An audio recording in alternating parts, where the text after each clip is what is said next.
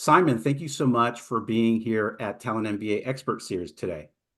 Yeah, happy to be here, Pedro. Thank you.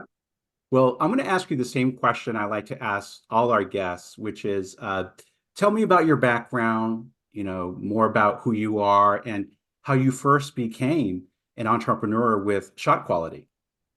Yeah, totally. I think my story might be a little different because I don't think I ever wanted to be an entrepreneur.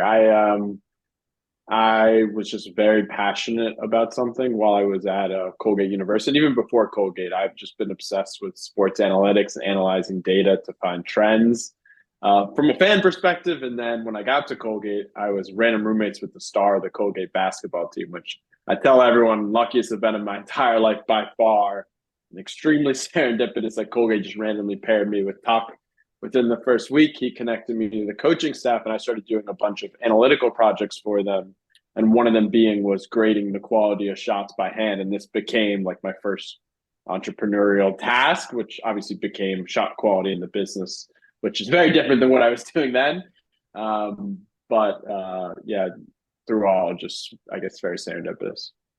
Wonderful. Usually that's how great things start, right? Very serendipitously. You're a young startup founder, and one of your first investors came from the Entrepreneurial Center at Colgate University, great private liberal arts university in upstate New York. Share more about your fundraising success thus far and how it's allowed you to beef up your team and scale your operations. Totally, totally. So at Colgate, yeah, as you said, I was part of Thought into Action program, TIA, and Andy and Wales, who led the program, also ran a VC on the side, which I didn't realize that they were doing both at the same time. And I became really close with Wales, and he was my advisor before they ever invested in shot quality. So it was a great experience for me to like have trust and faith in our first investor that like the advice they were going to give me at the end of the day was advice that I trusted and already had seen value in. So when I got the term sheet from TIA after they did diligence on our coaching and our betting customers, they both, yeah, it was a very odd way, just being at school. I think I legitimately received the term sheet while I was in class. And I was like, okay, I think this is time to hang it up for now, at least, and move on. Yeah, and then since we were able to raise the round, it gave us the funds to realize the vision that I really wanted to build, which was to extract data from video versus all manual tracking from play-by-play feeds, which we've now been able to unlock in college basketball, which just leads to better data across the board for both our coaching and our betting customers. Yeah, so let's have you talk a little bit more about the actual business that is shot quality. How would you describe it? Totally. And I could even just start from the beginning of how it started and how it's evolved. So early on, it was letting me grading the quality of shots by hand for the Colgate staff. The reason the team found value in it is because they believed in process over result for everything. They didn't care if the team missed 30 open threes, 30 open layups. They just cared if the team was consistently getting great shots, because at the end of the day, you get good shots, you'll get good results in the long run. There's always going to be variance, but it's all about the process for coaching. So I did that by hand for the first 10 games of the year. And then I got my hands on a data source that the coaching staff had access to. And I was able to automate the shot quality numbers to match up with the manual numbers I was doing with the assistant coach, Dave Klatsky. And then COVID happened. This was March 2020. And I basically made it my main goal, because I knew this product was already providing value to Colgate. If I could bring the same automation for all of college basketball, they could provide value to all college basketball teams. So we scaled the next few years, going from 25 teams up to 60 teams. And then what started happening was there were more bettors buying the coaching package than coaches, because similar how coaches look at process over result data, bettors do the same thing. They're trying to find out which teams are getting lucky and which teams are getting unlucky and are due for positive or negative regression. Then when we were able to raise our fundraising round, we were able to build our own data source. So no longer relying upon this data source that I was getting access to from the Colgate staff, but actually build everything in-house. So we control like from the back-end data infrastructure to the output of where the nearest defenders are on each shot, how fast each player is running on each shot, and all the different inputs that go into an accurate shot quality model is now being controlled by us, which has been pretty awesome to finally like see that in action. So this is like our first year where we have this player location data for every single college basketball game. So player location data has existed in the NBA for close to 10 plus years now, but we're the first company to really scale this downwards to make it more accessible to get access to more advanced data than just box score, points, rebounds, assists, and really understanding like the defensive side of the ball and passes and other features like that in the game of basketball. What excites you the most about shot quality's impact so far with the sport, the players, and with coaching? I would say on the coaching side was really how it started, and that's where like a majority of my passion lied, especially early on.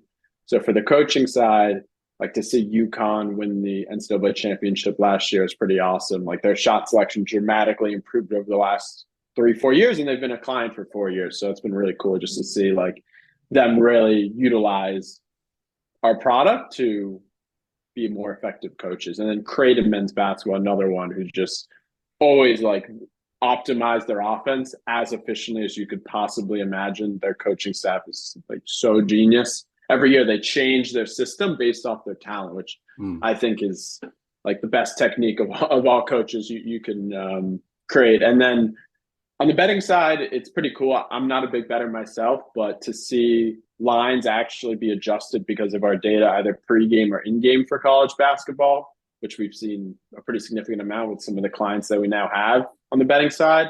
That's been pretty cool to see like the impact of our data, really like the betting lines and the coaches both seeing impact from the shot quality data. But is there anything else that you foresee how this data expertise that you're creating as a company is going to be useful down the road? Totally. Yeah. So early on, as you were mentioning, like the company started as a coaching business. And then we released a second arm of the business, which was a B2C subscription service for individuals to get access to some of the data that coaches had access to, but for like a mindset on betting. And now thirdly, once we started creating this data that no one else has in college basketball, it's kind of just been licensing that to the groups that have the largest impact, which a lot of the groups with the largest impact are other businesses, like other sports books, even larger betting syndicates, like a lot of groups of people that I will say very different than the coaching realm, but that's kind of been the move as we've created this differentiated, unique data source using computer vision, human vision, and data science, all from broadcast speed. This approach that we've created, it's led to something truly unique that has led to, I guess, as you put it, just a different focus than we initially had, which has been interesting. Once again, like altering my mindset to move away from coaching because that's really where my passion was. But now my passion really is where our data can make the largest impact.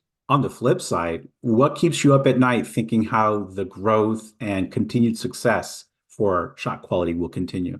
I feel like very early on when I was a one-man show trying to do everything, sales, product, marketing, customer support, everything.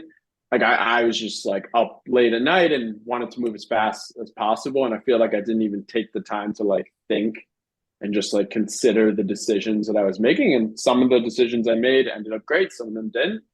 But like understanding the balance, and now that I do have a pretty awesome team around me, just focusing to be customer centric from the coaching and the betting side, and really focusing on more of the long term wins versus just the short term wins has been something that I think I've had to learn in these last year plus versus just like pace. So that's something that honestly definitely keeps me up at night, is just like this adapting my brain to do a little more long term thinking than short term. It's been great having you on the Expert Series. It's obvious that your path as a founder is just beginning, and there's some good times ahead for you. So we really appreciate your time. Yeah, thank you, Pedro. Appreciate it.